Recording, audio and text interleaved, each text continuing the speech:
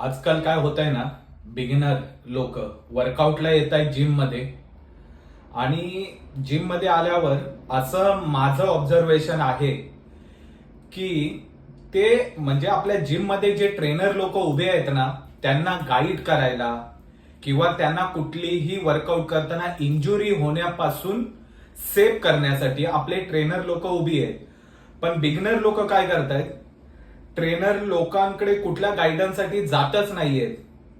ते काय करतायत, ऑनलाईन जातायत, कुठल्या तरी इंस्टाग्राम वरती, युट्यूब वरती इन्फ्लुएन्सरला, कंटेंट क्रिएटरला फॉलो करतायत.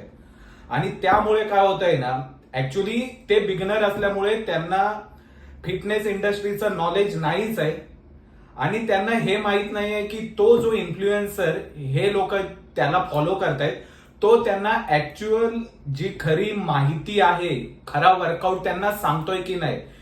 पण असं होतंय ना की त्याचा कुठून तरी शॉर्टकट वर्कआउट बघून येतात, फॉलो करतात. पण उद्या जर जिम मध्ये त्यांना इंजुरी झाली तर त्याची रिस्पॉन्सिबिलिटी कोण घेणार?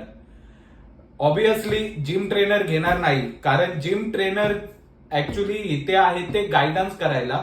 आणि जिम ट्रेनर एवढे वर्षाचे एक्सपिरियन्स घेऊन जिम मध्ये उभे आहेत. ते असेच नाहीयेत की कुठून तरी आणला आणि याला उभा केला, नाहीये. त्यांना ऍक्च्युअली एक्सपिरियन्स आहे. त्यांना माहित आहे वर्कआउट कसा करायचा.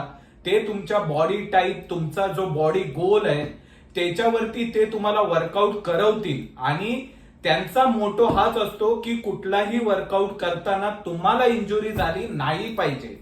तर जे कोणी बिगिनर लोक इन्फ्लुएन्सरला फॉलो करताय ना मित्रांनो, तर अवॉइड करा त्यांचा वर्कआउट. कारण इन्फ्लुएन्सरचं एक असतं, तुम्हाला 100% गोष्टी कधीच सांगत नसतो. आणि इथे जो उभा ट्रेनर आहे ना, तो तुमचा मित्र बनवा.